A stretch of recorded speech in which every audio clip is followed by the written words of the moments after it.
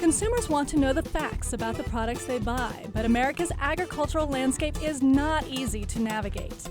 Between different companies, scientific advancement, government regulations, advertisement campaigns, and an unhealthy amount of myth and misconception, anyone would be hard-pressed to make sense of it. That's where Real Ag comes in. Kyle Bauer and the Real Ag crew bring you truthful, unbiased information about real agricultural concerns. From the producers who make your food, to the store where you buy the final product, and everything in between. This is Real Ag. Now, here's your host, Kyle Bauer. There's a secret war being waged against America every day, and both our enemies and our allies are no bigger than a penny. Entomology is our topic today on Real Ag. Production of Real Ag is made possible by Servitech has been helping producers across the Midwest make the planet more productive since 1975. We are proud sponsors of Real Ag, helping tell the story of how your food makes it to your plate. The Kansas Soybean Commission, the Soybean Checkoff, progress powered by farmers. What is entomology? Entomology is the study of insects and their relatives, things like spiders, ticks, mites, centipedes, millipedes. You know, when we talk about entomology, we talk about basically arthropods. And arthropods is the phylum. When I teach a class, I say, anybody wants to talk about a phylum, it's always phylum Arthropoda. That means jointed foot. And then within that phylum, you have the crustaceans. The crustaceans are the pill bugs, the crawdads, the crabs. They have to have moisture. They breathe by means of gills.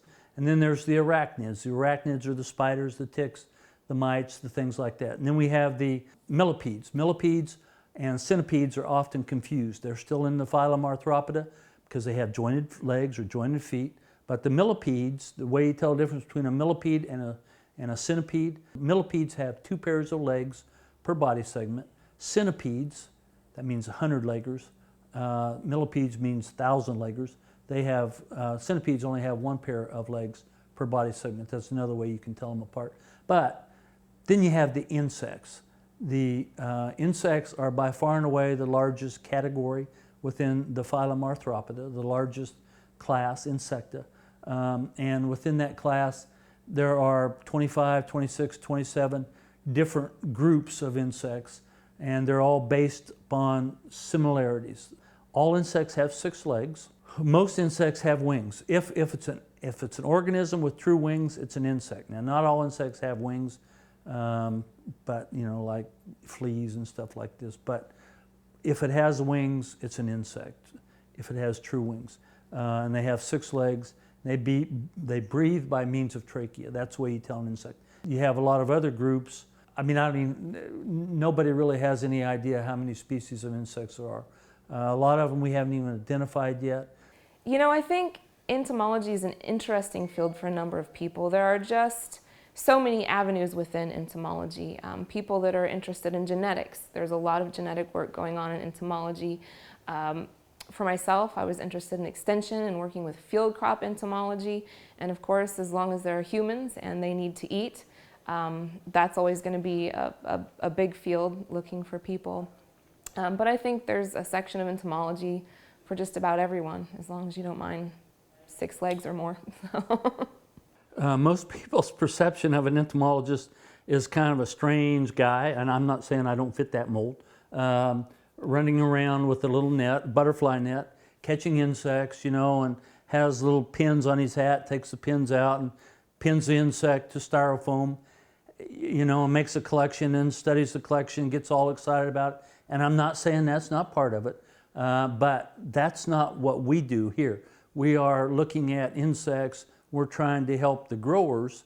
Insects and their close relatives, mites and spiders and stuff like that, are our #1 competitor for food and fibers. There are a lot of different types of entomologists. Entomology is a great career for young folks, in my opinion. I may be a little biased, but there are all kinds of entomologists employed by the federal government, USDA, the state government, the Kansas Department of Agriculture, Kansas Department of Health, Parks and Wildlife, lots of different entomologists also private industry. All of the large corporations, the Bayers, the Monsantos, the Dows, the DuPonts, they all have a ton of entomologists working for them because it's in their best interest. That's how all of the new products get tested. There are new insecticides, acaricides, repellents. So there are a lot of different entomologists. Also, all of the Orkins, the Terminixes, all of the private pest control companies, they all have entomologists that work with them in the applied aspect of entomology. So entomology is a great career. And that's something a lot of people don't consider. Are all insects bad for plants and people? There are millions of species of insects worldwide. New ones are being discovered all the time. And the majority of insects we're not even aware of there. They are doing their thing, living their lives, and very rarely do they come into contact with us. There are a few insects that do impact us greatly. For example, mosquitoes that can potentially spread malaria can draw a lot of attention, and a few insects can be very beneficial, so they're very popular and people are aware of them. An example of that might be lady beetles. But the vast majority of insects are present, and occasionally they may be a little bit of a nuisance or an annoyance to us, but for the most part, they're living their lives and we're living ours, and we're oblivious to their existence. The most benefit that insects provide for us, humans, is by pollination. If it wasn't for insect pollination, we wouldn't have the crops that we do today. We wouldn't be able to feed the world as we do today. Now, when I talk about pollination, and most people, when they think about pollinators, they think about the old honeybee, right? The European honeybee, that's the domestic honeybee, that's what we have. But most of our pollinators are not honeybees per se. They're flies, or they're other types of bees or wasps or moths that visit for the pollen and the nectar, and in so doing, they're able to affect pollination. Insects can affect crops in a number of ways. For most of the things we grow in Kansas, there are several, at least, insects that can feed on various stages of our crops. So there are beetles and various things that can feed on the seed before they even germinate.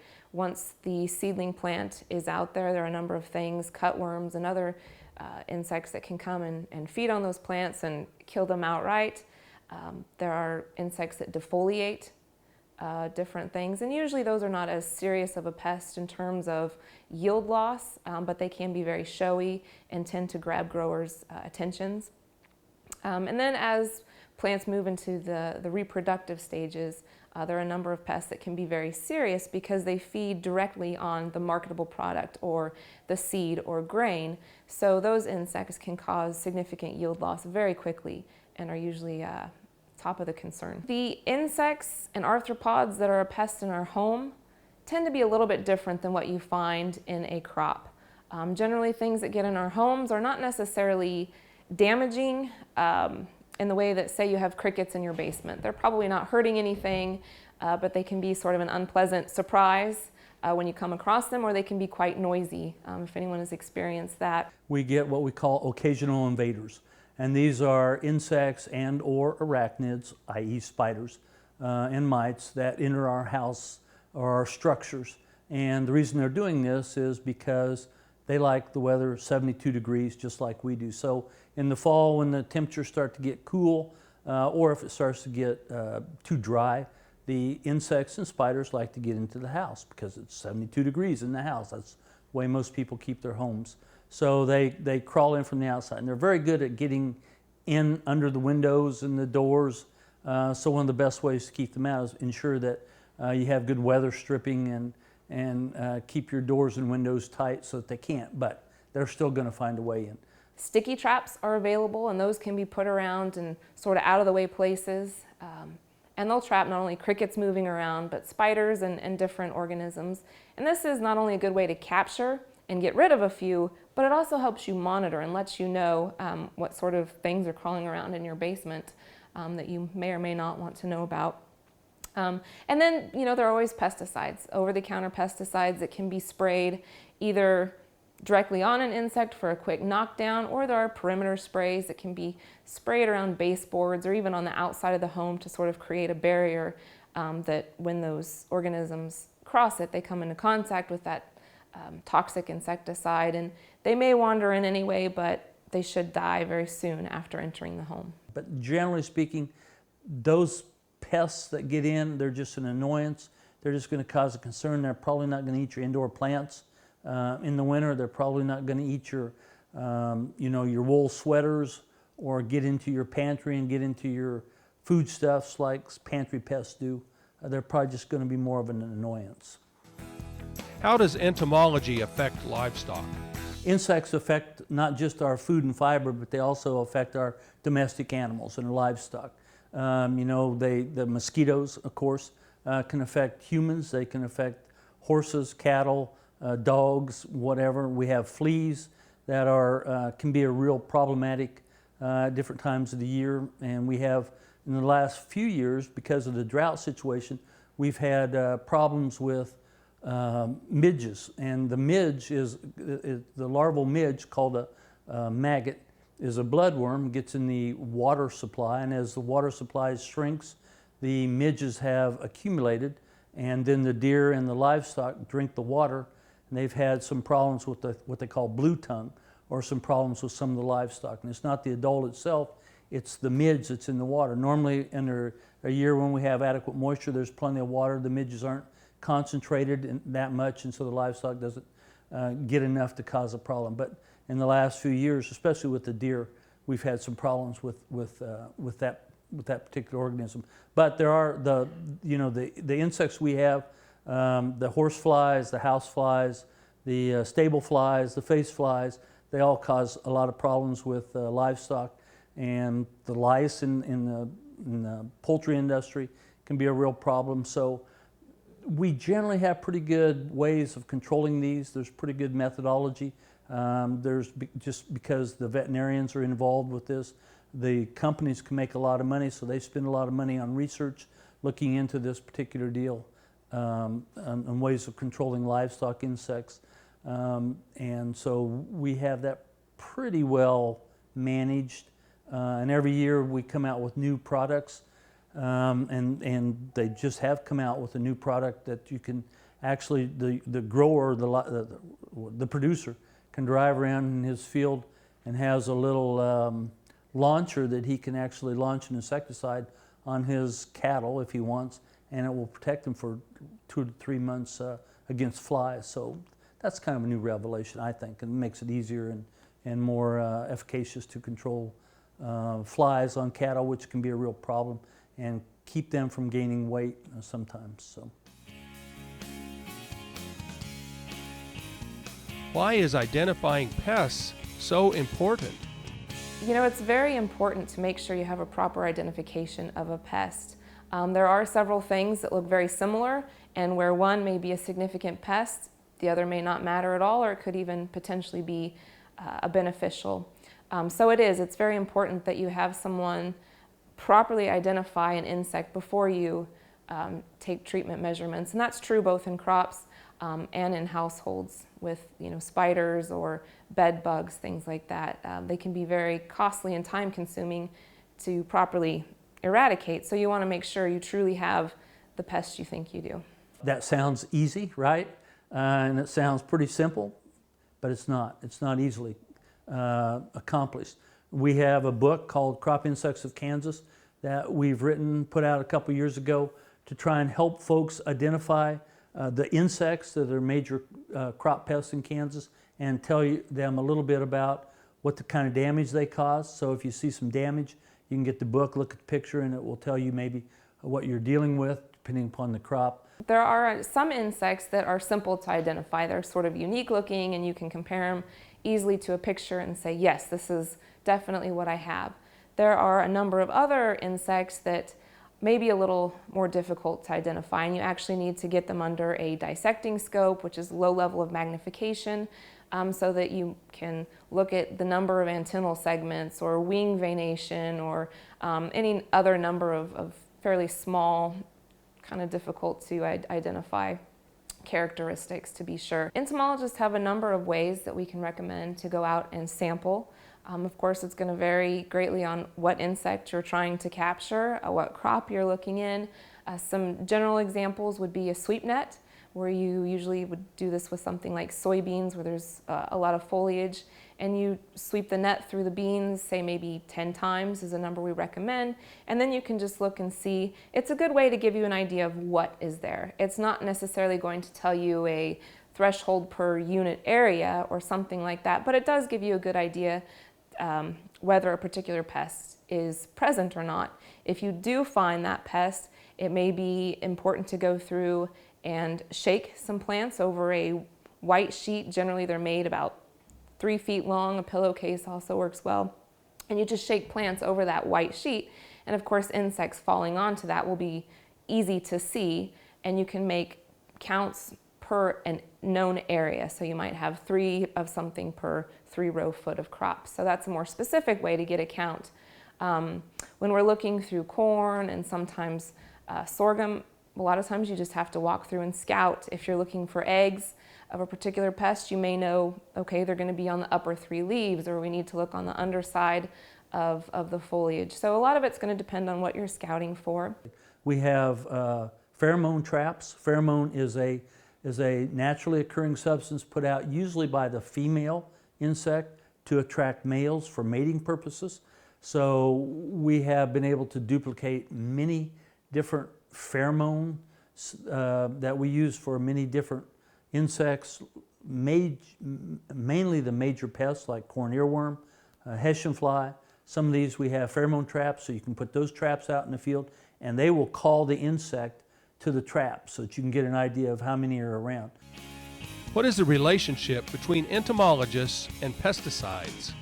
Most of the insects that we have are not a pest, they're not detrimental, they're not beneficial, they're just out there trying to conduct their own business. They're trying to find food, they're trying to reproduce, and then they go about their business eating and reproducing and dying.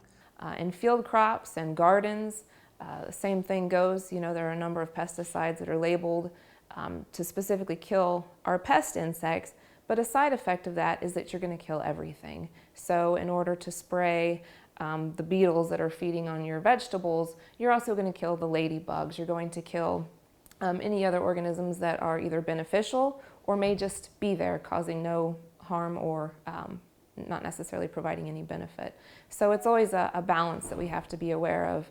Every crop has its own set of beneficial and detrimental organisms, insects and or arachnids, mites for the most part.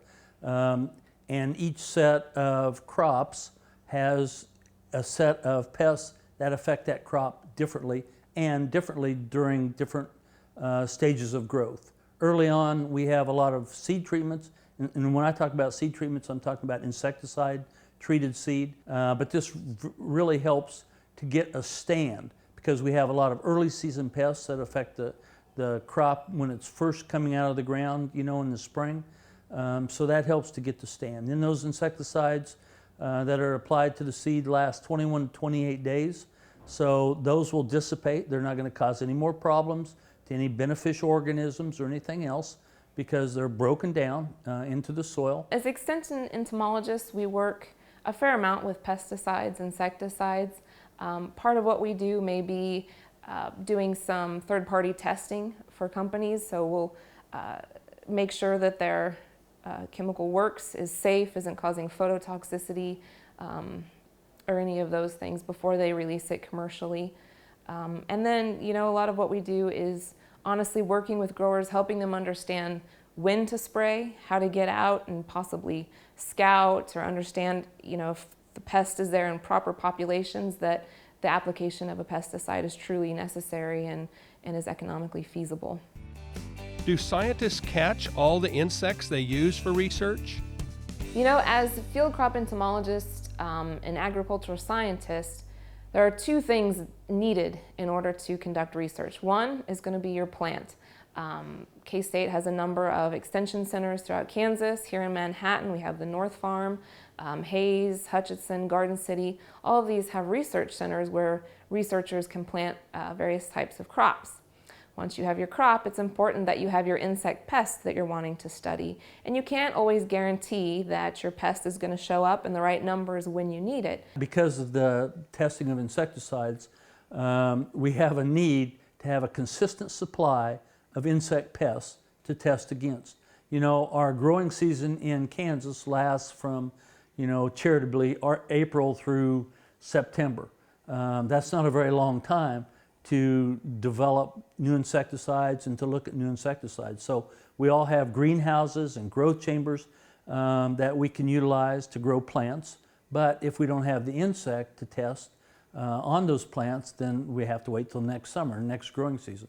So what we have done, we've developed insect farming or rearing operations. So now we have the ability with most insect pests, especially the major insect pests, to rear them so that we can supply different entomologists hundreds, if not thousands, of individual pests so that they can test their crops in the greenhouse or in a growth chamber all year round. That just speeds up the process by 2 or 3 times. A lot of the large companies, and K-State also, we have growing facilities and rearing facilities in Hawaii and Mexico, so we can actually do testing under field conditions. But we have to start on a small basis, and we start right here at Kansas State University in the greenhouse or in a growth chamber. And growing or rearing or farming of insects is very problematic. First of all, you have to learn all about what the insect's going to eat. You have to learn how the laboratory reared insect is going to fare compared to the naturally grown insect or the naturally reared insect, and that's not always the same. So that's a continuous process.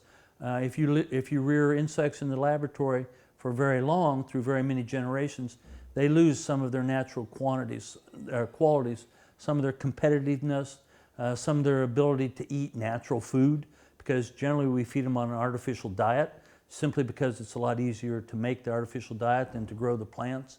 So it's a real art and takes a lot of time and effort, but it's worth it, and it's something that we have to do in order to shorten a lot of the research by 2 to 3 years instead of just doing it every year during the growing season. That wraps up this episode of Real Ag. Remember, you can see every episode of this series by going to SmokyHillsTV.org. Until next time, I'm Kyle Bauer, and this has been Real Ag. Production of Real Ag is made possible by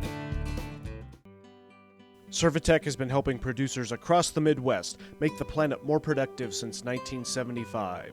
We are proud sponsors of Real Ag, helping tell the story of how your food makes it to your plate. The Kansas Soybean Commission, the Soybean Checkoff, progress powered by farmers.